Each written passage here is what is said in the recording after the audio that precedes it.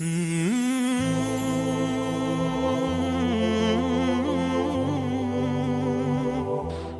علیکم ورحمۃ اللہ۔ بسم اللہ الرحمن الرحیم، والصلاة والسلام علی رسولہ الکریم وعلی آلہ وصحبہ اجمعین۔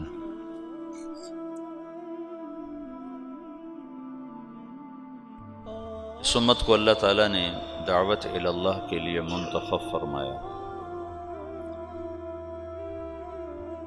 دنیا دارالامتحان ہے، اللہ چاہتا تو نہ یہ سبق بھولتے، نہ یہ صراط مستقیم سے ہٹتے، لیکن اللہ نے اسباب کے ساتھ اس جہان کو چلایا ہے، اور خیر اور شر دونوں قوتوں کو اللہ نے خود اتارا اور بنایا ہے۔ ایک شیطان کی طاقت ہے جس کا کام گمراہ کرنا ہے، اس کے مقابلے میں انبیاء کا پاکیزہ سلسلہ ہے جن کا کام ہدایت پھیلانا ہے۔ یہ دونوں میدان عمل میں ہیں، جس کی دعوت چلے گی اس کی بات چل جائے گی۔ تو جو قرن اول ہے، قرن اول سے مراد 100 سال نہیں ہے۔ خیر القرون قرنی ثم الذین یلونہم ثم الذین یلونہم، یہ 300 سال نہیں بنتے ہیں، اس سے کم ہیں، وہ لکھے ہوئے ہیں کتابوں میں، مجھے یاد نہیں ہے۔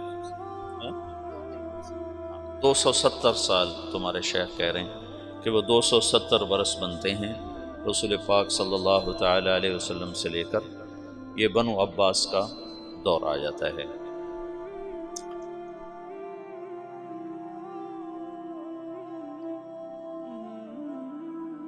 اللہ چاہتے تو ایسی فضائی نہ بنتی، لیکن امتحان ہے نا، لیبلوکم ایکم احسن عملا۔ قرن اول میں آپس میں توڑ پھوڑ بھی ہوئی ہے، لیکن رنگ دعوت ہی کا غالب ہے۔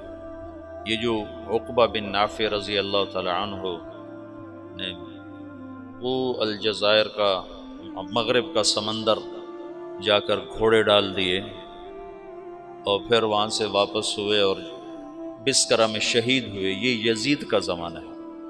اس وقت یزید بن معاویہ رضی اللہ تعالی عنہ، یزید اس وقت حکمران تھا، وہ فاسق ہے، اور اس کے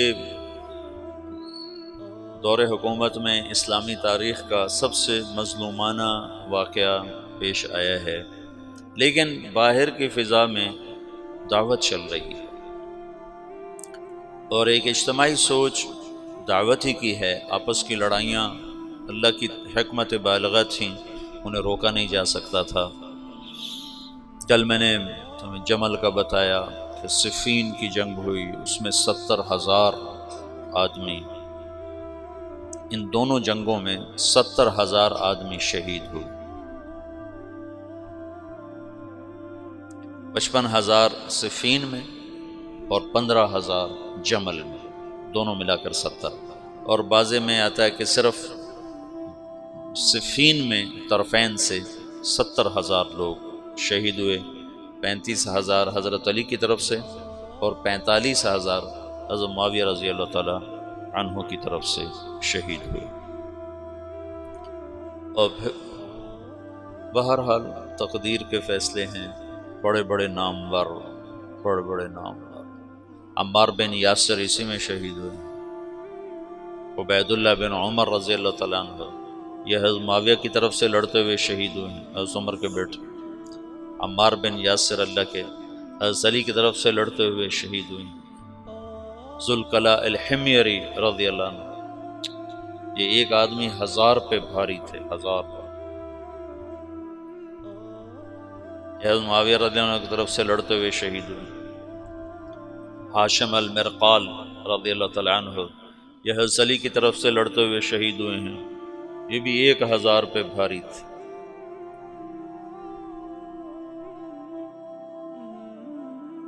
پھر حضرت حسین رضی اللہ تعالیٰ عنہ کا حسن رضی اللہ تعالیٰ عنہ نے خلافت حضرت معاویہ کے حق میں دستبردار ہو گیا۔ اللہ کے نبی نے فرمایا تھا، ابنی ھذا سید سیصلح بین فئتین عظیمتین من المسلمین، میرا یہ بیٹا سردار ہے، یہ عنقریب میری امت کے دو بڑے طبقات میں آپس میں صلح کرائی۔ حسن رضی اللہ عنہ بہت جہاں دیدہ، بڑے صاحب فراست، انہوں نے دیکھ لیا تھا کہ عراق میں وفا نہیں، بے وفا لوگ، غدار لوگ، وعدے سے پھر جانے والے لوگ، تو انہوں نے دیکھ لیا تھا کہ انہوں نے میرے باپ کے ساتھ وفا نہیں کی، میرے ساتھ کیا وفا کریں۔ تو جب دونوں لشکر آمنے سامنے ہوئے، ادھر معاویہ رضی اللہ تعالیٰ عنہ کا، ادھر حضرت حسن کا، 80,000 حضرت حسن کے ساتھ تھے اور 60,000 حضرت معاویہ رضی اللہ عنہ کے ساتھ تھے، تو اس موقع پر حضرت معاویہ نے بھی کہا، ہائے اگر یہ آپس میں پھر لڑ گئے تو مسلمانوں کی حدود کی حفاظت کون کرے گا؟ من للثغور۔ تو اللہ کی تکوینی حکمتیں تھیں، طرفین میں کوئی بھی لڑنا نہیں چاہتا تھا، لیکن ہوا، یہ سب کچھ ہوا، اللہ کی قدرت سے ہوا۔ اس میں بھی ہزاروں سبق ہیں، حکمتیں ہیں، رحمتیں ہیں۔ ایک شخص نے خواب دیکھا کہ جنت میں خیمے لگے ہوئے بڑا خوبصورت، تو وہ پوچھتا ہے یہ کن کے خیمے ہیں؟ تو فرشتہ کہتا وہ ذوالکلا حمیر اور ان کے ساتھیوں کے، جو جنگ صفین میں معاویہ رضی اللہ عنہ کی طرف شہید ہوئے، کئی ان کے۔ تو وہ پوچھتا ہے تو علی کے ساتھی کدھر ہیں؟ کہ ان کا مقام بہت بلند ہے، وہ اوپر کے درجات ہیں، اوپر کے درجات۔ عمر بن عبدالعزیز رحمۃ اللہ علیہ نے خواب دیکھا کہ وہ حرم میں ہیں اور حرم بیت اللہ کے اندر سے آواز آتی ہے علی بن ابی طالب کو اندر بلایا جائے، اور معاویہ بن ابی سفیان کو اندر بلایا جائے۔ تو دونوں حضرات اندر گئے تو حضرت علی باہر نکلے تو کہا قضا لی ربی ورب الکعبہ، رب کعبہ کی قسم اللہ نے میرے حق میں فیصلہ دے دیا کہ میں حق پر ہوں۔ وہ تو ویسے ہی سارے اہل سنت والجماعت کا عقیدہ ہے کہ حضرت علی حق پر ہیں۔ اس کے پیچھے پیچھے حضرت معاویہ نکلے، وہ کہہ رہے تھے وغفر لی ربی ورب الکعبہ، رب کعبہ کی قسم میرے رب نے میری بخشش فرما دی۔ تو اصحابی کا نجوم بأیہم اقتدیتم اہتدیتم، اور اللہ اللہ فی اصحابی لا تتخذوہم من غرضا من بعدی فمن احبہم فبحبی احبہم ومن ابغضہم فببغضی ابغضہم۔ یہ اللہ کے نبی کا فرمان ہے، ہم ان کے بارے میں سکوت، تو سب رضی اللہ عنہ، اللہ ان سے راضی ہے۔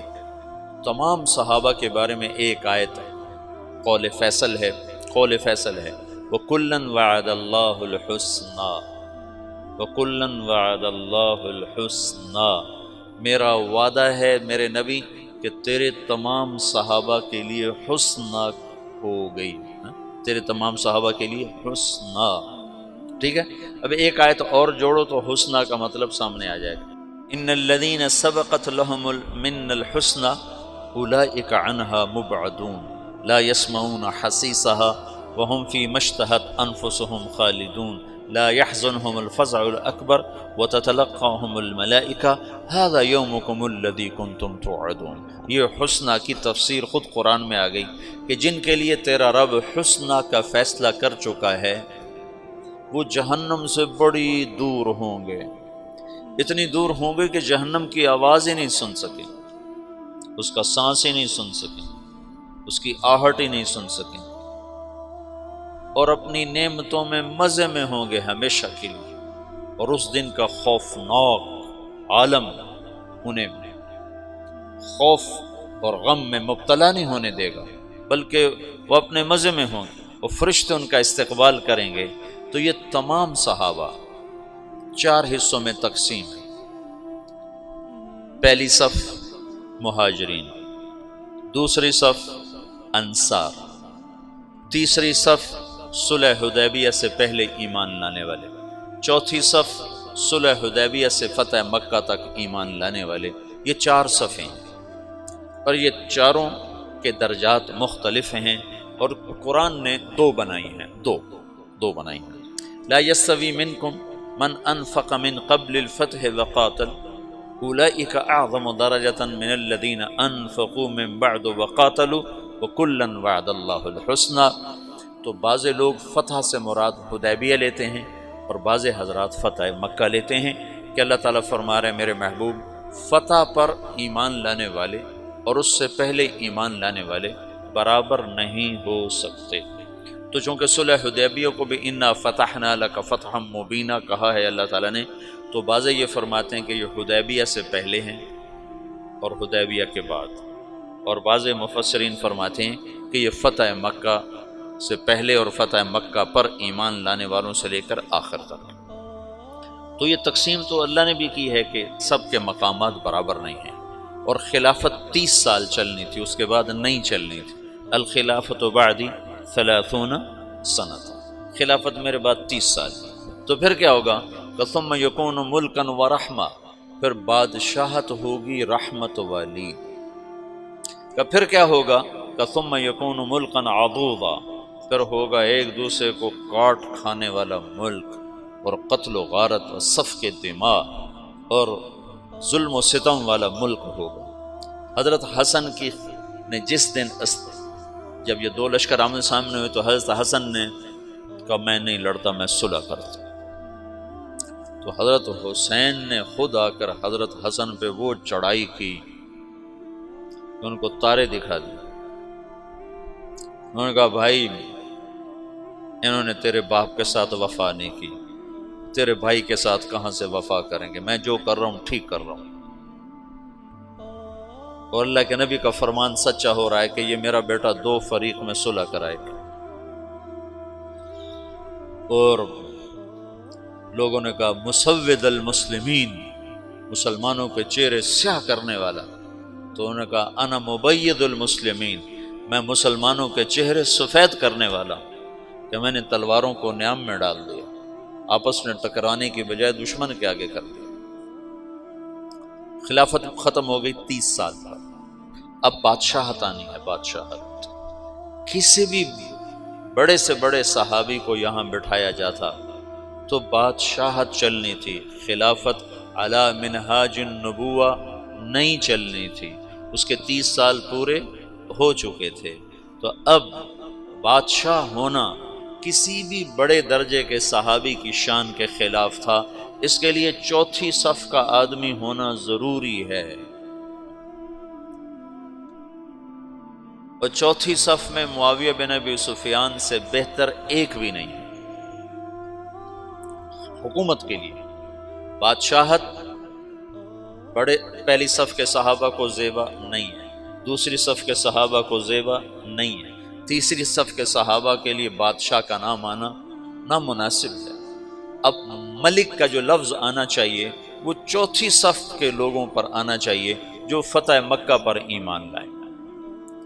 تو معاویہ رضی اللہ عنہ فتح مکہ پر ایمان لانے والوں میں ہیں، اگرچہ کہتے ہیں کہ وہ پہلے لائے تھے لیکن چھپایا ہوا تھا، لیکن اسی اسلام کو معتبر مانا جاتا ہے جس پر اس کا اظہار ہوتا ہے، اظہار ہوتا ہے۔ تو اظہار فتح مکہ پر تھا، یہ فتح مکہ پر ایمان لائے ہیں، اور یہ بنو امیہ میں سے ہیں جو کہ بنو ہاشم کے بعد دوسرے نمبر کا وجاہت والا خاندان ہے۔ پہلا نمبر عرب میں تمام قبائل انسانیت میں بنو ہاشم کا ہے۔ ان اللہ تخیر القبائل فاختار العرب ثم تخیر العرب فاختار مضر ثم تخیر مضر فاختار قریش ثم تخیر قریش فاختار ہاشم ثم تخیر ہاشم فاختار۔ تو بنو ہاشم سب سے اعلیٰ درجے کا خاندان تھا۔ بنو ہاشم کے بعد سب سے عالی مرتبہ خاندان بنو امیہ تھا۔ بنو امیہ کے بعد بنو مخزوم تھے، بنو مخزوم۔ تو مرتبے میں بنو امیہ کے ٹکر کا آدمی کوئی نہیں، بنو ہاشم کے لیے حکومت کا فیصلہ کوئی نہیں۔ جب حضرت حسن کا انتقال ہونے لگا تو انہیں حضرت حسین کو فرمایا بھائی میں ایک بات سمجھ چکا ہوں، اللہ نے ہمیں نبوت دی ہے، اب حکومت کبھی نہیں دے گا، ہمارے خاندان میں حکومت نہیں آ سکتی، میرے بعد عراق والے تمہیں ورغلائیں گے کہ آؤ ہم تیرے ہاتھ پر بیعت کرتے ہیں، یاد رکھنا انہوں نے تیرے باپ سے غداری کی، تیرے بھائی سے غداری کی، تجھ سے بھی غداری کریں گے۔ بنو ہاشم کے 4 آدمی، 4 نہیں 3، حضرت علی، حضرت حسن اور امین الرشید، 3 آدمی خلفاء بنے ہیں صرف اسلامی تاریخ۔ بنو عباس بھی بنو ہاشم ہیں اور اس میں 35 خلفاء اوپر نیچے انہوں نے حکومت کی ہے، کبھی برائے نام کبھی حقیقت کے ساتھ۔ ان 35 میں ایک خلیفہ ایسا نہیں جس کی ماں بھی ہاشمی ہو۔ باپ تو ہاشمی ہے، یہ سارے ابو جعفر کی اولاد ہیں۔ ابو جعفر 2 واسطوں سے حضرت عبداللہ بن عباس کا یہ پڑپوتا ہے، ابو جعفر منصور، سب حضرت عباس کی اولاد ہیں، بنو ہاشم ہیں۔ لیکن ان 35 میں صرف ایک شخص ہے، امین بن ہارون بن مہدی بن ابو جعفر بن علی بن عبداللہ بن عباس۔ اس کی ماں بھی ہاشمی ہے، اس کا باپ بھی ہاشمی ہے۔ اس کی ماں زبیدہ ہے جو بنو ہاشم میں سے ہے، اور اس کا باپ ہارون ہے جو بنو ہاشم میں سے ہے۔ اس کے علاوہ جتنے خلفاء ہیں یا باندیوں کی اولاد ہیں یا اور قبائل عرب کی وہ اولاد ہے۔ اور اوپر تک جاؤ، خود عبداللہ بن عباس ان کی ماں ہاشمی نہیں ہے، ان کی ماں ہاشمی نہیں ہے۔ ام فضل الہلالیہ وہ بنو ہلال میں سے ہے، بنو ہاشم میں سے نہیں ہے۔ ہاشمی النسل طرفین، نجیب الطرفین جن کو کہا جاتا ہے، یا علی یا حسن یا امین، اور ان تینوں کی حکومت اللہ نے نہیں چلنے تھی۔ کل تمہیں بتایا تھا علی رضی اللہ عنہ داڑھی پکڑ کے کہتے تو کب رنگین ہوگی، متا تو خزب حاضر۔ حضرت حسن نے 6 مہینے کے بعد خود ہی چھوڑ دی، اور امین کو اس کے بھائی مامون نے قتل کروا دی۔ 2 سال حکومت کی اور ختم۔ اور مامون الرشید باندی کا بیٹا تھا۔ تو بنو ہاشم کو حکومت نہیں ملنی تھی، کوئی حکمت ہے اللہ کی، جب نبوت دے دی تو نبوت کی شان کے خلاف ہے کہ نبیوں کی اولاد ظلم و ستم کرے اور تباہی بربادی کے نقشوں میں جائے، اور بادشاہت کے یہ لازمی خاصے ہیں، لہذا خالص ہاشمیوں کو الگ رکھا۔ خالص ہاشمیوں کے پاس دنیا شاید ہی کبھی آئی ہے۔ ایک دفعہ میں سوار ہوا عمرے کے لیے ٹیکسی پر، وہ جو وہ مسجد عائشہ سے عمرہ ہوتا، تو ایک بوڑھا منت تنعیم، تو مکے سے میں نے ٹیکسی کی اور تنعیم گیا۔ جاتے تو میں نے تعارف نہ کیا، وہاں اس کو ٹیکسی کو کھڑا کر دیتے ہیں، پھر واپسی پر اسی پر آتے۔ واپسی پر میں نے اس سے تعارف کیا، میں نے کہا تم کس قبیلے سے ہو؟ انہوں نے کہا انا من الاشراف، وہاں بنو ہاشم کو سادات کو اشراف کہتے ہیں، ہمارے یہاں سید کہتے ہیں۔ تو میں نے اس کو اشراف کے فضائل سنانا شروع کر دیا، تو وہ اس کا روتے روتے برا حال ہو گیا۔ جب میں حرم اترا 50 ریال طے کیے تو انہوں نے کہا نہیں میں تم سے نہیں لوں، نہیں لیا اس نے۔ تو تم نے مجھے سنا دیا ہے بھائی، یہی میرا معاوضہ ہے، نہیں چاہیے، چھوڑ دے۔ ایک دفعہ میں رات کو بیت اللہ کا طواف کر رہا تھا، بہت تھوڑا رش تھا، تو اس وقت حجر اسود کے سامنے جو زمزم کا کنواں تھا، اس کی نشانی کے طور پر ایسے گول پتھر، ایک گول نشان اوپر ہوتا تھا جسے پتہ چلتا تھا کہ یہاں نیچے زمزم کا کنواں ہے۔ وہاں ایک بوڑھا قرآن پڑھ رہا تھا نماز میں، صحیح۔ میں اس کے قریب سے گزروں طواف کرتے ہوئے نا، تو اس کی آواز میرے کان میں پڑی، تو بڑی دلکش آواز، عمر 70-80 سال کے درمیان، لیکن وہ قرآن اتنا خوبصورت پڑھ رہا تھا کہ میرا دل کھنچا اس کی طرف۔ تو میں طواف ختم کرنے کے بعد اس کے قریب جا کے میں نے نفل شروع کر دی، تو وہ اس وقت نماز پڑھ کے فارغ بیٹھا، وہ شعر پڑھ رہا تھا، اشعار میں نا اللہ اس کے رسول کی تعریف کے اشعار پڑھ رہا تھا، مجھے اشعار تو یاد نہیں۔ تو جب میں نے کان لگا کے سنے تو اس کے اشعار نے میرے اندر ایسے ہلچل پیدا کر دی، تو پھر میں نہ رہ سکا، میں بابے کے پاس چلا گیا، سلام کیا، میں نے کہا بابا جی شیخ الکریم من این انت؟ کہا انا من موریتانیہ۔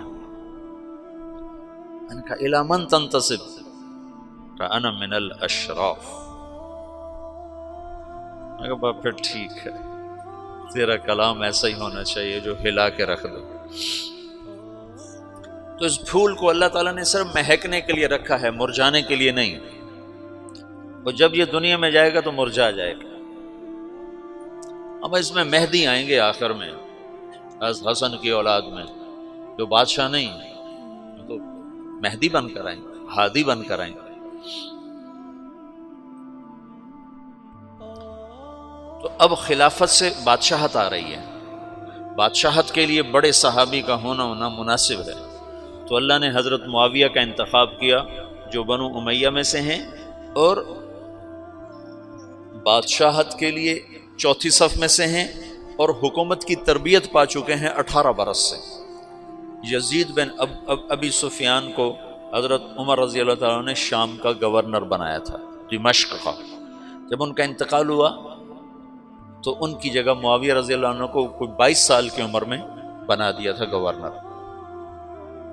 تو ابو سفیان نے پوچھا کہ دمشق کا گورنر کس کو بنایا عمر؟ کہا تیرے بیٹے معاویہ کو بنایا۔ کہا وصلت الرحم وصلک اللہ، وصلت الرحم وصلک اللہ۔ حضرت عمر کے دور سے حکومت شروع کی، عثمان رضی اللہ عنہ کے دور تک اور علی رضی اللہ عنہ کے دور تک 18 برس حکومت کے سارے راز سمجھ چکے ہیں۔ پھر اس کے بعد جنگ صفین کے بعد تحکیم کا واقعہ پیش آیا، تو اس کے بعد انہوں نے اپنے آپ کو امیر المومنین کا لقب لے لیا، اور پھر اس کے بعد حضرت حسن نے جب خلافت سے دستبردار ہو گئے تو بلا شرکت پھر ساری اسلامی سلطنت کے امیر المومنین بنے۔ تو حکومت کا تجربہ پہلے ہو چکا ہے، مزید 19 برس 38 سال حکومت کی، 19 سال بطور گورنر اور 19 سال بطور امیر المومنین۔ یہ پہلے بادشاہ ہے، لیکن یہ بادشاہ ہیں رحمت والے۔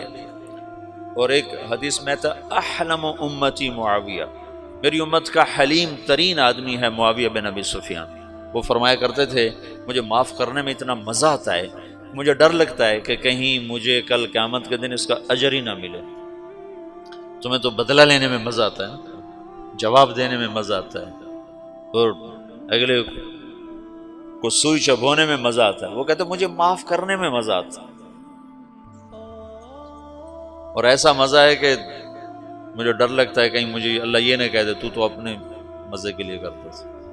ان کی بردباری نے، ان کے حلم نے ساری امت کو جوڑ دیا، اور پھر دعوت کی گاڑی چل پڑی، اور پھر روم کی طرف لشکر کشی۔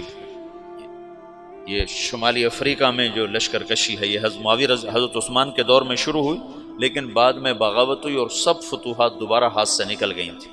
پھر دوبارہ حضرت معاویہ رضی اللہ عنہ کے دور میں عقبہ بن نافع رضی اللہ تعالیٰ عنہ کے ذریعے سے ان علاقوں کو دوبارہ لیا گیا۔ اس میں بر مسلسل بغاوتیں کرتے تھے، مسلسل۔ پھر یزید کے دور میں جا کر وہ بغاوتیں ختم ہوئیں اور ایک استحکام نصیب ہوا، اور اس میں حضرت عقبہ بن نافع رضی اللہ تعالیٰ عنہ شہید ہوئے، اور بسکرہ الجزائر میں ایک جگہ ہے وہاں ان کی قبر بنی ہے۔ اور ابو لبابہ رضی اللہ عنہ آپ کے تیونس میں مدفون ہیں، ابو لبابہ رضی اللہ تعالیٰ عنہ۔ تو حسین رضی اللہ تعالیٰ عنہ کی یزید کے دور میں حسین کی شہادت کا واقعہ پیش ہے۔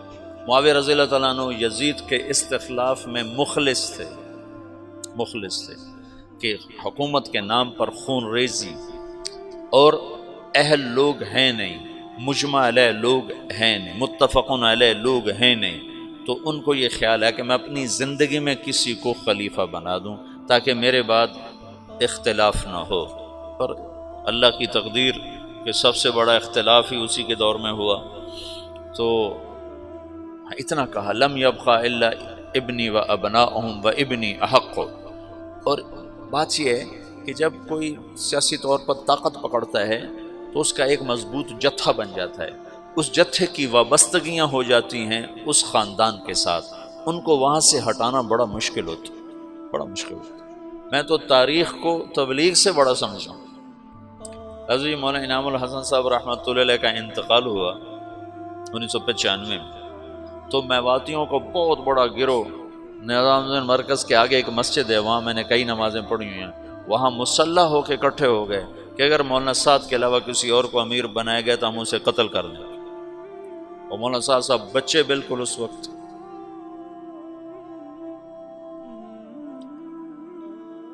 30 سال بھی عمر نہیں تھی اس وقت ان کی، تو ہمدردیاں وابستہ ہو جاتی۔ اور ایک طبقہ مولانا زبیر صاحب کا ساتھی ہوگی کہ اگر مولانا زبیر صاحب کے علاوہ کسی اور کو امیر بنایا گیا تو ہم اس کو زندہ نہیں چھوڑیں گے۔ یہ تو مفتی زین العابدین رحمۃ اللہ علیہ کو تبلیغ والے دعا دیں، جو اس وقت ان کی صلاحیتیں کھل کر سامنے آئیں۔ وہ فتوے کے مفتی تو اتنے نہیں تھے کہ وہ بعد میں مطالعے کا موقع ہی ختم ہو گیا، شروع میں افتاء میں کام کیا تو اس سے مفتی کہلانے لگے، لیکن بعد میں تو ان کے سفر تھے، لیکن تبلیغ کا مفتی شاید ہی ماں نے ایسا جنا جس نے اتنے بڑے اختلاف کو ایسے جوڑا۔ آج کل کے یہ مفتی ہیں نا، یہ ناقل ہیں، ناقل، یہ جتنے تمہارے دارالافتاء میں بیٹھے ہوئے جن کو آپ کہتے ہو مفتی صاحب مفتی صاحب، یہ مفتی نہیں ہیں، یہ ناقل ہیں۔ یہ تو فتویٰ نقل کر کے دے دیتے ہیں، اپنی بصیرت کے ساتھ معاملات کو سلجھانے والے کو مفتی کہتے ہیں۔ مولانا سعید خان صاحب کہتے تھے، 98 میں انتقال ہوا، اس وقت کہتے تھے پاکستان میں 2.5 مفتی ہیں، مفتی احمد علی سن رہے ہو؟ کہتے تھے پاکستان میں 2.5 مفتی ہیں، 2 پورے ہیں، 1 آدھا ہے۔ میں نے کہا جی کون ہے؟ کہ بتاؤں گا نہیں، بتاؤں گا۔ مفتی اس کو نہیں کہتے جو بدائے ثنائے سے فتویٰ نقل کر کے دے دے، اور عالمگیری سے اور تمہاری وہ کیا ہے در مختار سے یا ان کتابوں سے تمہیں فتویٰ نقل کر کے دے دے۔ یہ تو ناقلین ہیں۔ اب تو یہ بے وقوف 1 سال تخصص میں کرنے کے بعد خود اپنا نام کے ساتھ مفتی لکھتا ہے، مفتی طارق جمیل۔ الو کو عبارت پڑھنی نہیں آتی اور خود اپنے نام کے ساتھ مفتی لکھواتا ہے۔ مفتی کا مطلب ہے مفت کی کھانے والا، ویلیاں کھاوانا۔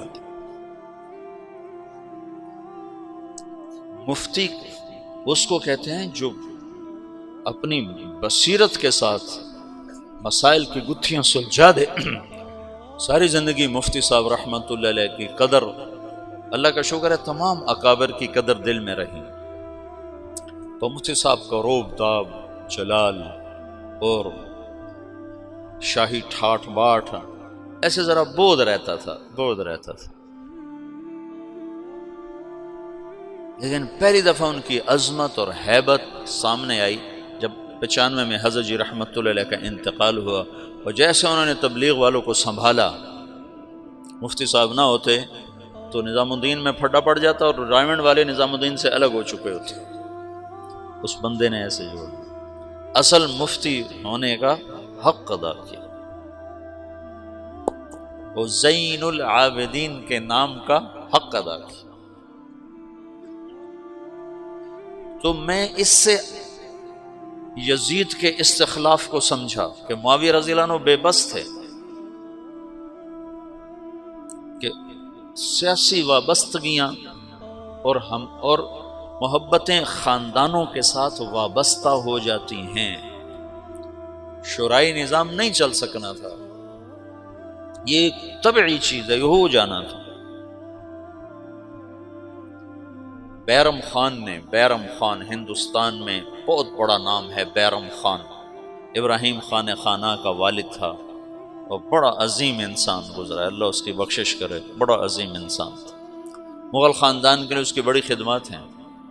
ہمایوں مر گیا تو اکبر 12 برس کا تھا، کل 12 برس کے بچے کا سر اتار کے تخت پہ بیٹھنا کیا مشکل تھا بیرم خان کے لیے، کہ ساری فوج بیرم خان کے ہاتھ میں تھی، لیکن اس نے اکبر کو تخت پر بٹھایا اور خود اس کا نوکر بن کے زندگی گزاری، اور جب تک وہ پروان نہیں چڑھا اس پر چھاؤں کر کے کھڑا رہا۔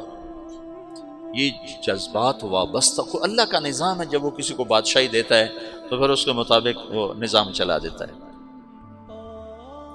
تو معاویہ رضی اللہ تعالیٰ عنہ نے یزید کا استخلاف کیا، اس میں ابو بکر کے بیٹے عبد الرحمن اور عبداللہ بن عمر اور عبداللہ بن زبیر اور حسین بن علی رضی اللہ تعالی عنہم، ان لوگوں نے شدید مخالفت کی۔ بہرحال میں صرف تمہیں اس سے تاریخ سے گزارنا چاہتا ہوں، میں اصل دعوت کا پس منظر بتا رہا ہوں کہ دعوت کتنا عظیم کام ہے، کتنے اتار چڑھاؤ آئے، اور اللہ نے اس امت کو اپنے اصل منصب پر کسی نہ کسی درجے میں باقی رکھا، اور آج پھر دوبارہ لوٹا دیا ہے، لوٹ پیچھے کی طرف اے گردش ایام تو۔ غزل اس نے چھیڑی مجھے ساز دینا، ذرا عمر رفتہ کو آواز دینا۔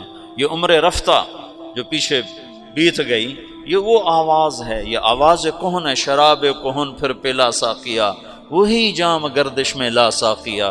یہ وہی قرن اول کا ہیرا ہے دعوت، جس کو مولانا الیاس کے ذریعے سے اللہ تعالیٰ نے زندہ فرمایا۔ اس کے سامنے ہر محنت چھوٹی پڑتی جائے گی، چھوٹی پڑتی جائے گی، چھوٹی پڑتی جائے گی۔ اس محنت میں لگنے والوں کے درجے قیامت کے دن تم بڑے بلند دیکھو گے،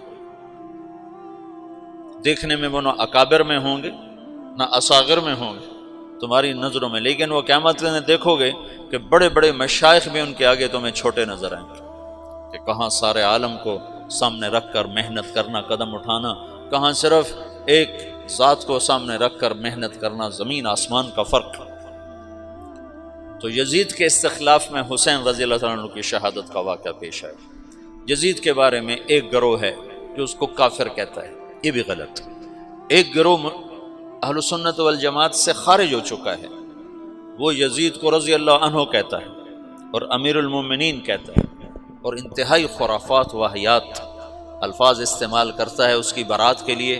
اس قدر اس کی برات میں آگے جاتے ہیں کہ اہل بیت کی شان میں کمی آتی ہے۔ اہل بیت تو ہمارا سرمایہ، اہل بیت تو ہمارے ایمان کا، ان سے محبت نہ کرنا ایمان کی کمی ہے، ان سے محبت کرنا ایمان کا حصہ ہے۔ اللہم انی احبہما فاحبب من احبہما۔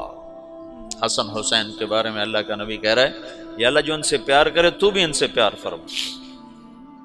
تو افراط و تفریط تو ہلاکت۔ ایک اس کو امیر المومنین بنانے کے چکر میں پڑ گیا، یہ بھی صراط مستقیم سے ہٹے ہوئے لوگ، اور ایک ان کو اس کو کافر بنانے پہ لگ گیا، یہ بھی صراط مستقیم سے ہٹے ہوئے لوگ ہیں۔ وہ فاسق تھا، ظالم تھا، سفاک تھا، اس کا معاملہ اللہ کے سپرد ہے۔ یہ واقعہ پیش آنا تھا، اللہ کی تقدیر تھی حضرت حسین کے لیے یہ شہادت عظمیٰ، یہ مقام لکھا جانا تھا۔ سر کربلا، سر کربلا اقبال کی ایک نظم ہے فارسی میں، کہیں ملے تو پڑھنا، بہت عالی شان۔ وہاں ایران میں ایک بہت بڑی بنائی گئی یادگار، تو اس میں ایک طرف تو ایران کے ایک بڑے نامور آدمی کا خطبہ ہے، اور دوسری طرف اقبال کی نظم ہے سر کربلا۔ تو علی شریعتی وہاں کے بڑے ادیب، بڑے عالم، بڑے شاعر، وہ وہاں اس کے افتتاح کے لیے آئے، تو انہوں نے دیکھا تو ادھر لکھا ہوا محمد اقبال سیالکوٹ، تو انہوں نے کہا تمہیں کسی ایران کے شاعر کا کلام نہیں ملا یہاں لٹکانے کے لیے، جو ایک ہندی کا کلام تم لکھ رہے ہو؟ تو وہاں کی مجلس شورا نے کہا کوئی کلام اس کی ٹکر کا لا کے دکھا دو تو اس کو اتار کے اس کا لگا دیں، کوئی کلام لا کے دکھا دیں۔ سر کربلا تو 35-36 اشعار ہیں، کمال۔ تو اہل بیت کے لیے ایک منقبت، ایک فضیلت، ایک شہادت، ایک اللہ کی طرف سے مقدر تھا، اس نے ہونا تھا، وہ ہو گیا، لیکن میں دراڑ پڑ گئی۔ پھر بنو امیہ کے خلاف ایک نظام چلا اندر ہی اندر، لیکن اللہ نے اہل بیت کو اس میں سے نکال دیا۔ لوگوں نے محمد بن حنفیہ کے ہاتھ پر بیعت فرمائی، جو حضرت علی کی دوسری بیگم سے اولاد ہیں، حضرت فاطمہ کی اولاد نہیں ہے۔ 132 ہجری تک بنو امیہ کی حکومت ہے، 132 ہجری تک وحدت کلمہ ہے، اور عربیت غالب ہے، عجمیت قریب بھی نہیں ہے، عربیت کی سادگی ہے اور عربیت کی صفات ہیں، ظلم و ستم موجود ہے لیکن اس پہ چھاپ عربیت ہے۔ 132 ہجری میں پہلی دفعہ وحدت کلمہ ٹوٹ کے پھر ٹوٹ گئی، ٹوٹتی تو کئی دفعہ رہی لیکن جڑ جاتی تھی۔ پہلا حکمران بنو امیہ کا مروان اور آخری بھی مروان الحمار، بڑا صفات والا آدمی، حمار کہتے تھے جفا کشی کی وجہ سے، اگر اس کو تھوڑی سی سنبھلی ہوئی سلطنت ملتی تو شاید وہ اور کئی سو سال بنو امیہ کے جھنڈے گاڑ دیتا، اور مردے کو ہاتھ میں لے کر کون زندہ کر سکتا ہے؟ اس وقت بنو امیہ مر چکے تھے، ہشام کے بعد زوال شروع ہو گیا تھا۔ تو 132 ہجری میں بنو عباس حکمران آ گئے، اور عبداللہ الصفاح یہ پہلا خلیفہ بنا۔ تو جب خطبے کے لیے کھڑا ہوا نا تو اس کے ہاتھ سے ڈنڈا گر گیا، عصا، تو اس کا رنگ فق ہو گیا۔ اس نے اس سے فال لی کہ یہ تو ہمارا امر، ہماری حکومت شاید نہیں چل سکے گی، کہ ہاتھ سے عصا گر گیا۔ تو ایک بدو کھڑا ہوا، اس نے کہا مسافر منزل پر پہنچنے کے بعد اپنے عصا کو رکھ دیا کرتا ہے۔ اس نے فوراً اس کی فال کو ادھر بدل دیا، ان کا مسافر منزل پہ پہنچنے کے بعد اپنے عصا کو رکھ دیا کرتا ہے۔ تو صفاح نے اس کو، صفاح کہتے بھی اس نے، صفاح خون بہانے والا، اس کا سالار تھا ابو مسلم خراسانی۔ حجاج نے 1,25,000 آدمی قتل کیے اور بنو امیہ کا تخت بچھایا، اور ابو مسلم خراسانی نے 7 لاکھ افراد قتل کیے اور بنو عباس کا تخت بچھایا۔ اور 5 سال کے بعد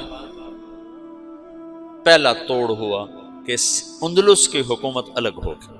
اندلس میں ایک لڑکا نوجوان عبد الرحمن بن معاویہ بن ولید بن یزید بن عبد الملک بن مروان، یہ 20 برس کی عمر میں دھکے کھاتا یہ پہلے افریقہ میں پھرتا رہا، اندلس، الجزائر، مراکش سب بنو امیہ تھے، پھر یہ دریا پار کیا، سمندر پار کیا اور اندلس پہنچ گیا۔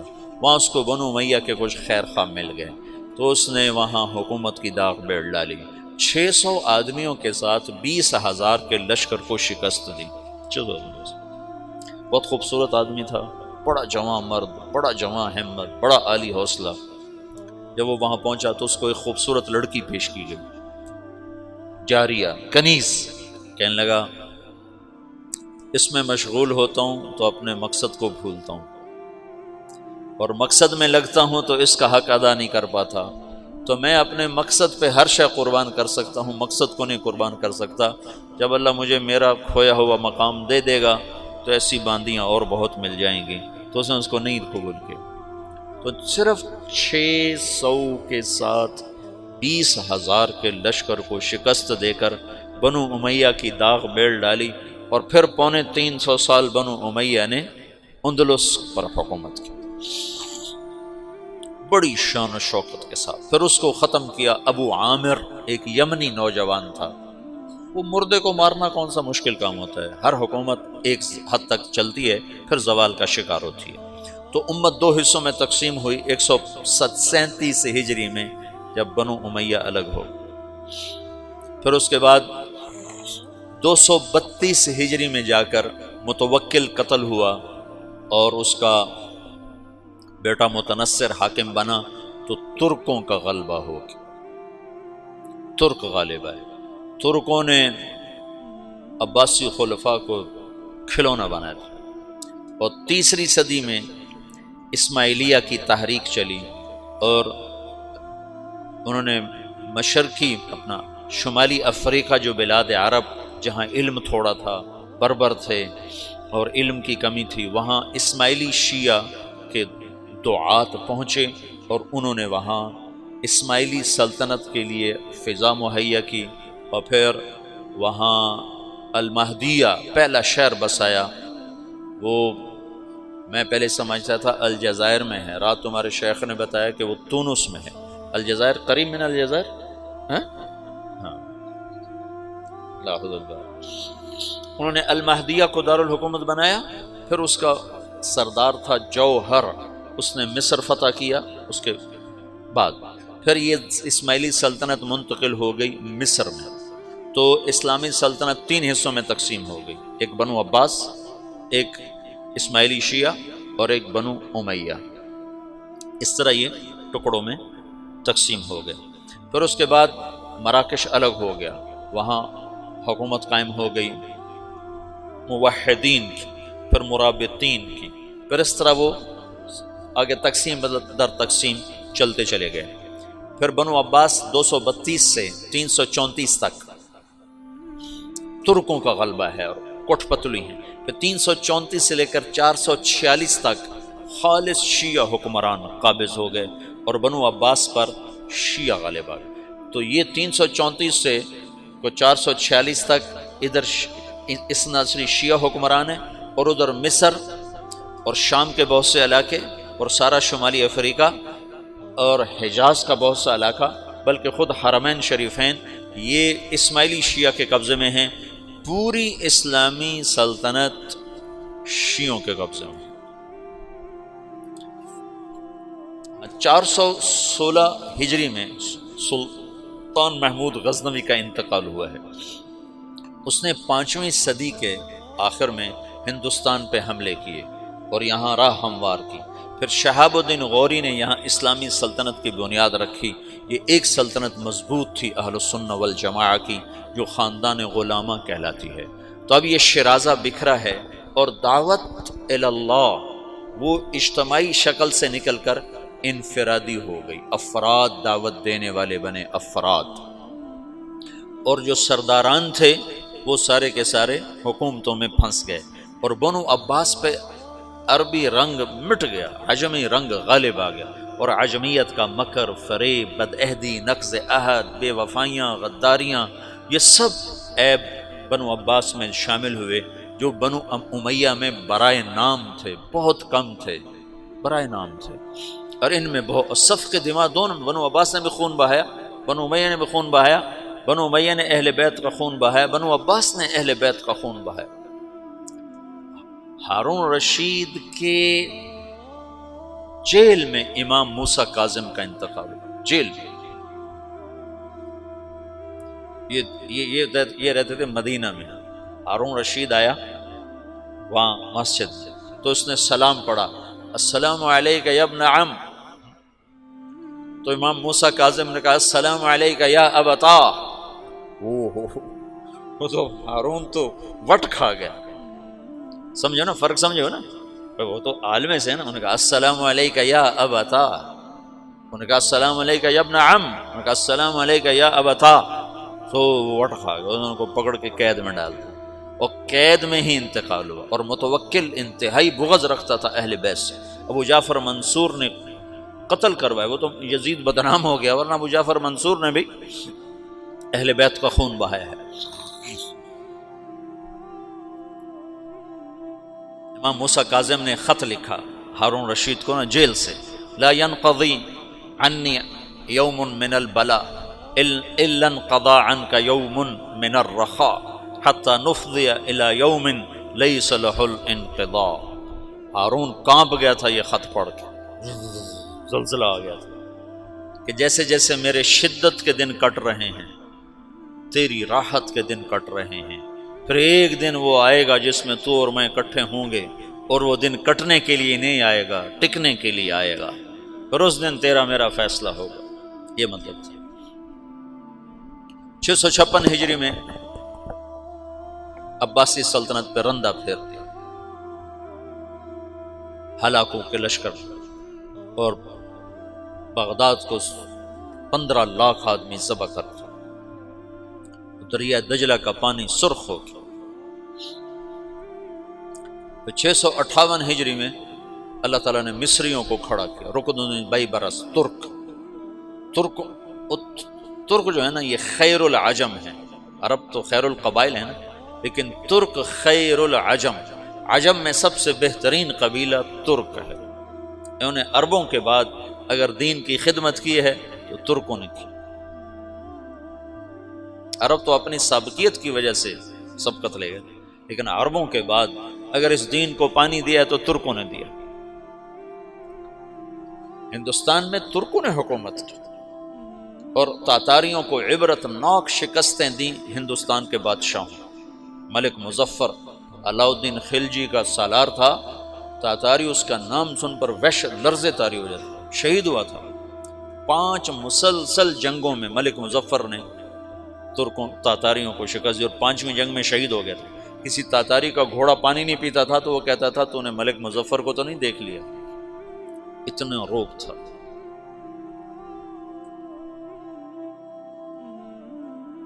اور محمد تغلق کا غیاث الدین بلبن کا بیٹا محمد، یہ ملتان کا حاکم تھا، یہ بھی تاتاریوں کے ساتھ جنگ میں شہید ہوا تھا، لیکن اس کا بھی ایسا روب چھایا تھا تاتاریوں پر کہ کئی سال تک اس کی دہشت ان پر طاری رہی تھی۔ تو ایک ہندوستان خطہ ہے جس میں چنگیزیوں کو مسلمانوں نے مار کے بھگایا، اور وہ سب اتراک تھے۔ یہ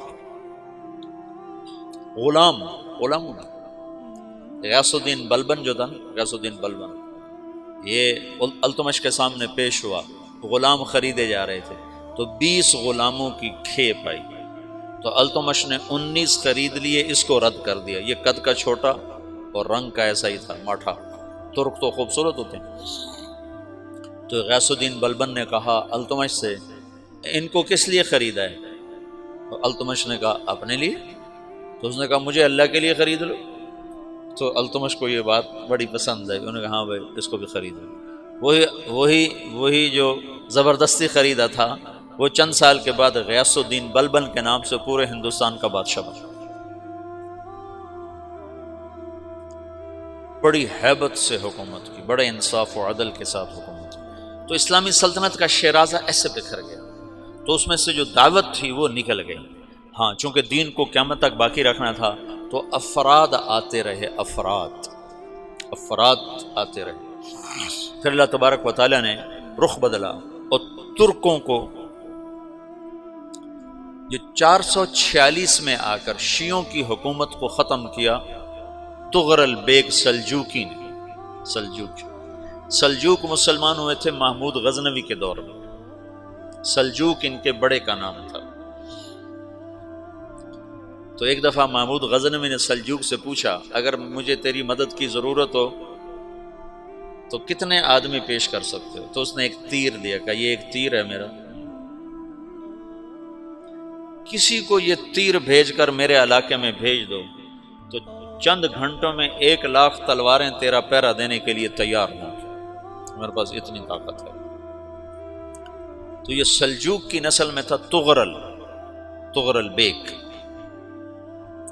اللہ تعالیٰ نے جب عرب زوال کا شکار ہو گئے اور ضعف کا شکار ہو گئے، جیسے بڑھاپے کا کوئی علاج نہیں، جب قوموں پہ زوال آتا ہے تو اس کا بھی کوئی علاج نہیں، پھر اور قوم کو جگہ ملتی ہے۔ جیسے بڑھاپا ایک فرد پہ آتا ہے، ایسے بڑھاپا قوم پہ آتا ہے۔ قوم کا بڑھاپا جوانی میں نہیں لوٹ سکتا، جیسے فرد کا بڑھاپا جوانی کی طرف نہیں لوٹ سکتا، قوم کا بڑھاپا جوانی کی طرف نہیں لوٹ سکتا، کوئی علاج نہیں، نئی نسل کا آنا ہی علاج ہے۔ تو عرب دھل چکے تھے، 600 سال بہت ہوتے ہیں حکومت کو، اپنی صفات گم کر چکے تھے، اب نئے خون کی ضرورت تھی۔ تغرل بیگ پہلا شخص تھا جس نے آ کر اہل السنت والجماعت کو استحکام بخشا، شیعوں کی حکومت کو ختم کیا، بغداد سے، شام سے، ان سارے علاقوں سے۔ صلاح الدین ایوبی نے اسماعیلی شیعہ کی حکومت کو ختم کیا، مصر۔ العاضد ان کا آخری خلیفہ تھا صلاح الدین ایوبی، نور الدین زنگی رحمۃ اللہ علیہ کا پروردہ تھا، اس کا دوست تھا، اس کے دوست بھی تھا، بچہ بھی تھا اس کے سامنے، زیادہ لکھنے پڑھنے کا شوق تھا۔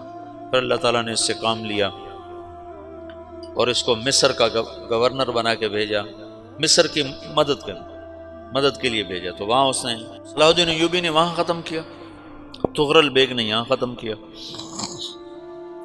تو پھر سلجوق جو تھے نا، یہ اقتدار میں آئے۔ ادھر ختم ہو گئی سلطنت بنو عباس کی، مصر ایک چھوٹی سی ترکوں کی سلطنت، تو اللہ تعالیٰ پھر مرکزیت کے لیے ایک نظام چلایا۔ دو لشکر آپس میں لڑ رہے ہیں ایک میدان میں، ایک جنگلی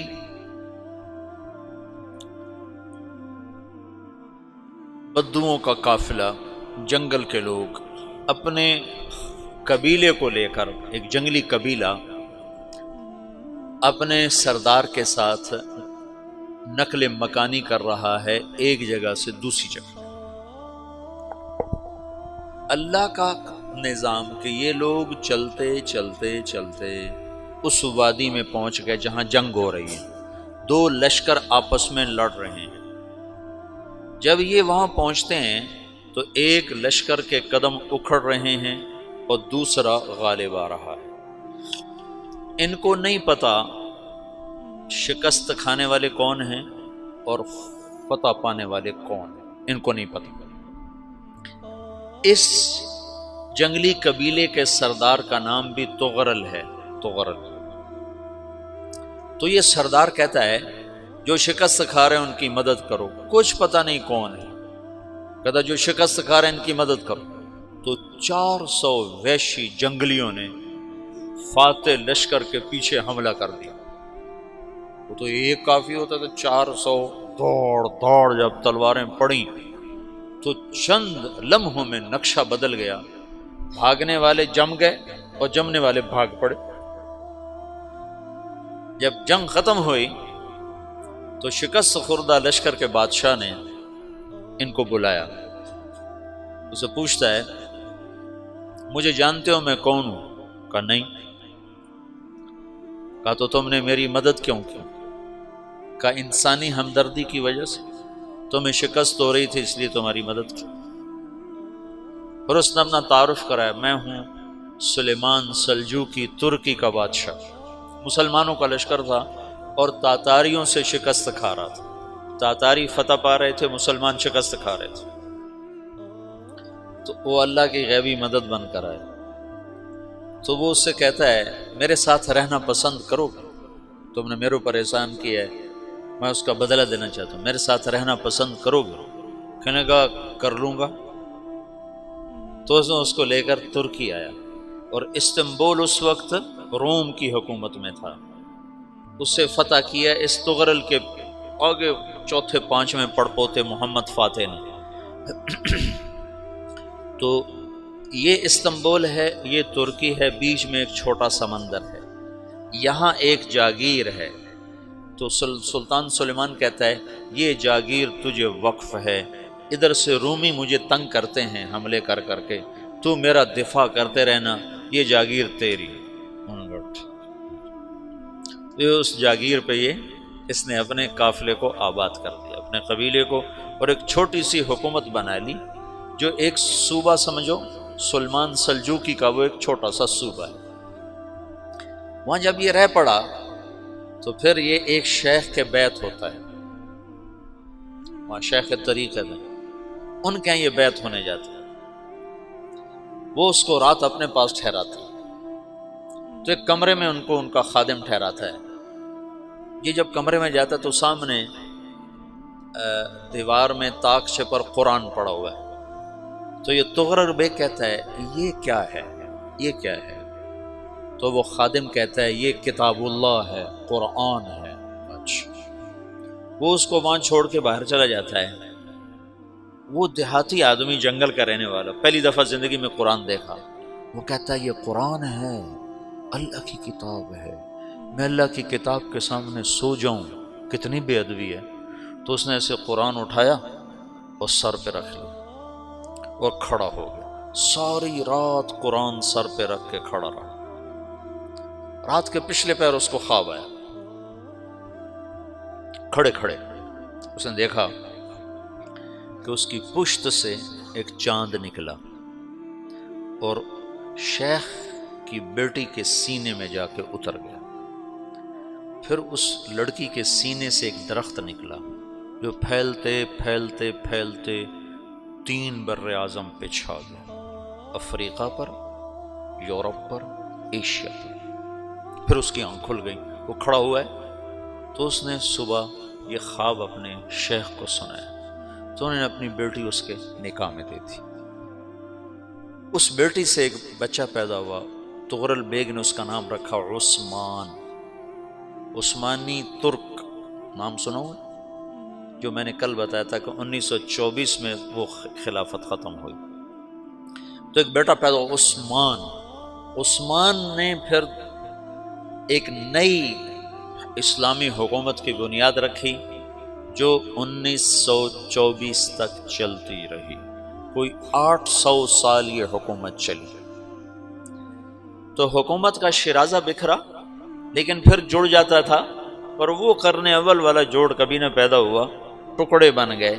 ان ٹکڑوں میں اللہ لوگ پیدا کرتا رہا جو دعوت دیتے رہے، دعوت زندہ رہی۔ جو تربیت کا نظام تصوف کے ساتھ تھا اب وہ تبلیغ کے ساتھ تھا۔ میں 1991 میں گیا تھا گجرانوالے جماعت، تو ایک لڑکا ملا بنو کا، 4 سال میں تھا، کہنے لگا میں 3 چلے لگا کے مدرسے میں آیا۔ مدرسے میں آنے کے بعد میرا ذہن تصوف کا بن گیا۔ تو ایک دفعہ میں نے حضرت تھانوی رحمۃ اللہ علیہ کو خواب میں دیکھا، تو انہوں نے ارشاد فرمایا بیٹا تصوف ہمارے دور کی چیز تھی، اب تبلیغ کا زمانہ ہے، ہمارا دور چلا گیا، اب تبلیغ کا دور۔ یہ جو اجتماعی عمل ہے تبلیغ کا، یہ شیخ کامل کی صحبت ہے۔ میں نے یہ قاری طیب صاحب رحمۃ اللہ علیہ کا مضمون پڑھا تھا کہ تربیت کے 4 راستے ہیں: شیخ کامل کی صحبت، اور اچھا دوست جو کمیاں بتائے، اپنا محاسبہ، اور اپنے دشمنوں کی بات سننا۔ یہ 4 چیزیں تربیت کا ذریعہ ہیں۔ تو یہ چاروں چیزیں تبلیغ میں موجود ہیں۔ یا تو کوئی نہ کوئی اس میں بڑے بڑے لوگ چھپے ہوئے چل رہے ہوتے ہیں، وہ نہ ہو تو 15-20 مسلمانوں کا اجتماعی طور پر خیر میں لگنا شیخ کامل کے قائم مقام ہے۔ اور پھر یہ آپس میں مذاکرے کرتے ہیں تو اس سے ایک دوسرے کی کمیاں سامنے آتی ہیں، تو اچھا دوست بھی ہو گیا۔ پھر ان کے دشمن بھی بڑے ہیں، وہ ان کی کمیاں بتاتے ہیں، تو وہ اگر سنیں تو اس سے بھی تربیت ہو سکتی۔ اگر تم اس طرح بیان میں بیٹھو کہ یہ 5000 کا مجمع ایک شیخ کامل ہے، یہ 100 آدمیوں کا مجمع ایک شیخ کامل ہے، تم تعلیم میں اس طرح بیٹھو کہ یہ 15 آدمیوں کا حلقہ تعلیم ایک شیخ کامل ہے، تو تمہیں وہی فائدہ ہوگا جو ایک شیخ کی صحبت سے ہوتا ہے۔ میں نے بڑے بڑے مشائخ کو دیکھا، کوئی بیان نہیں فرماتے تھے، چپ بیٹھتے تھے، چپ، خاموش، لیکن ان کے فیوز منتقل ہوتے۔ مولانا خامہ صاحب رحمۃ اللہ علیہ کئی دفعہ ان کی صحبت میں حاضری ہوئی، ایک لفظ نہیں بول رہے ہیں۔ اور مولانا انعام الحسن صاحب رحمۃ اللہ علیہ 2 مہینے میں مستقل ان کی صحبت میں نظام الدین میں رہا، ایک لفظ نہیں بولتے تھے، بس ایسے بیٹھے، ہم بھی بیٹھے رہتے تھے۔ لیکن جب کوئی بیان کرنے بیٹھتا ہے تو پھر تمہارا ذہن بن جاتا ہے بیان ہو رہا ہے، آگے بیان ہوتا ہے بالکل ٹھنڈا، تو لہٰذا تم یا سو جاتے ہو یا اٹھ جاتے ہو۔ تو تم بیان کو اور ہدایات کو اور تعلیم کو اس عنوان سے لو کہ شیخ کامل ہے۔ اچھا، یہ میں نے ان سے بات کی اور میں چلا گیا اسلام آباد کے اجتماع پر، اپنی دعوت خود سامنے آ گئی، الخیل واللیل والبیداء تعرفنی الضرب والقرطاس کہ الطعن والضرب والقرطاس والقلم۔ وہ متنبی کے غلام نے کہا کدھر بھاگتے ہو؟ این انت من قولک الخیل واللیل والبیداء تعرفنی، کہ قتلتنی قاتلک اللہ، اور واپس آ کے لڑا اور مر گیا۔ وہ میں جب پہنچا اسلام آباد کے اجتماع پر تو مجھے یاد آ گیا کہ میں نے کہا تھا شیخ کامل، میں نے کہا ابھی مارے گیا، اب تو بیٹھنا پڑے گا شیخ کامل، کبھی نہیں بیٹھا۔ مولانا سعید خان صاحب کے بعد کوئی نہیں بیٹھا، تو میں بیٹھ گیا۔ عصر کے بعد ایک عام بھائی بیان کر رہے تھے، بابر صاحب ریمنڈ کے مقیم بیان کر رہے تھے، میں عصر سے مغرب مسلسل بیٹھا اس تصور کے ساتھ کہ میں یہ جو 40-50 ہزار کا مجمع ہے یہ ایک شیخ کامل ہے۔ اب یقین مانو میں پورے فائدے کے ساتھ بیان سے اٹھا، میرا سینہ کھل چکا تھا۔ پھر مغرب کے بعد مولانا جمیل صاحب کا بیان تھا، امام جو ہیں، ان کا بیان بالکل سیدھا سادہ پنجابی لہجے میں اردو بول رہے تھے، لیکن میں 1 گھنٹہ بیٹھا، پورا استفادہ ہوا، پھر ظہر کے بعد میرا معمول سو جانے کا ہے، میں ظہر کے بعد جاگتا میں سو جاتا ہوں، لیکن ظہر کے بعد مولوی فہیم صاحب کا بیان تھا 2.25 گھنٹے، 2.25 گھنٹے، میں اس کو اگر بطور بیان بیٹھتا تو میں 2.25 منٹ بھی نہ بیٹھ سکتا، میں 2.25 گھنٹے ایسے بیٹھا رہا اس تصور میں کہ میں ایک شیخ کامل کی صحبت میں ہوں۔ مجھے اتنی نورانیت محسوس ہوئی، اتنا مجھے نفع ہوا کہ میرا 1 منٹ کے لیے جی نہیں چاہا کہ بیان ختم ہو جائے اور ہم اٹھیں۔ تو گھڑی پہ نظر ہوتی کب ختم ہوگا، کب ختم ہوگا۔ شیخ کامل کی صحبت ہے اجتماعی عمل، شیخ کامل کی صحبت ہے، تربیت کا یہ نظام ہے۔ تو پہلے جو مشائخ تھے وہ ایسے نہیں بیٹھتے تھے۔ شیخ الاسلام بہاؤالدین زکریا کے میں سیرت پڑھی، کان کثیر السیاح، کثیر السیاح، تمام مشائخ ایسے تھے۔ اور یہ شیخ الاسلام تو عجب کوئی مشائخ میں سے تھے جو سہروردی سلسلے والے، ان کو اللہ نے اتنا رزق دیا تھا کہ جب ان کا انتقال ہوا تو ان کے ایک ایک بیٹے کو 10 ارب روپیہ آیا تھا، 10 ارب روپیہ، 7 لاکھ دینار فی کس، 10 ارب روپیہ بنتا، اور باقی جائیداد الگ، اور ان کے جو اپنی زندگی میں خرچ تھے وہ الگ۔ وہ مبلغین کی جماعتیں انڈونیشیا تک انہوں نے اپنی جماعتیں روانہ فرمائیں تبلیغ کے لیے، اور سارے بر صغیر میں، ملائیشیا میں، سری لنکا میں۔ اور ایک عجب ان کی سیرت میں پڑھی بات، جس ملک میں بھیجنا ہوتا تھا اس کی زبان ان مبلغین کو سمجھاتے تھے اور ان کو سکھاتے تھے، پھر ان کو بہت سا پیسہ دیتے تھے کہ تمہیں سوال نہ کرنا پڑے، بچاؤ۔ تو دعوت کا کام شخصیات میں آ گیا، بادشاہوں نے چھوڑ دیا، شخصیات۔ صرف ہندوستان کی تاریخ میں ایک بادشاہ گزرا ہے جس نے دعوت کی سرپرستی کی، وہ محمد تغلق، اور وہ ویسے خر دماغ تھا، چھوٹی چھوٹی باتوں پہ قتل کر دیتا تھا، تو اس کی وہ چیز گہنا گئی، یعنی ماند پڑ گئی۔ لیکن ایک بادشاہ ہے محمد تغلق جس نے دعوت کی محنت کو میدان بنایا اور کہا کہ جاؤ ہندوؤں کو دعوت دو۔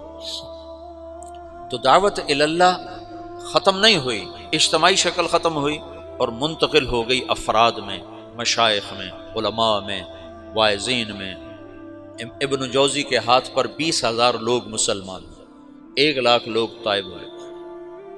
امام احمد بن حنبل رحمۃ اللہ علیہ کے جنازے کو دیکھ کر 20,000 غیر مسلموں نے کلمہ پڑھ لیا تھا کہ یہ مر کے ایسا ہر دل عزیز ہے۔ تو یہ ایک مختصر سا خاکہ میں نے تمہیں بتایا ہے، مختصر سی تاریخ تمہیں بتائی ہے کہ قرن اول سے آج تک کس طرح امت بٹ گئی، تقسیم ہو گئی، اور دعوت کی روح مر گئی، افراد میں زندہ رہی، ان کی برکت سے آج بھی دین باقی ہے۔ علماء، اہل اللہ اور صالحین اور واعظین جنہوں نے اپنے دھن میں اللہ کی بات کو پہنچایا بھی صحیح، سنایا بھی صحیح، اور تمام بلاد میں، افریقہ میں، یورپ میں، ایشیا میں، ہر ملک میں اللہ نے ایسے لوگ پیدا فرمائے جو ٹکر لیتے رہے۔ پھر یہ نیا دور آیا اور یہ تبلیغ کا کام شروع ہوا، یہ انشاءاللہ کل سے پھر اس کو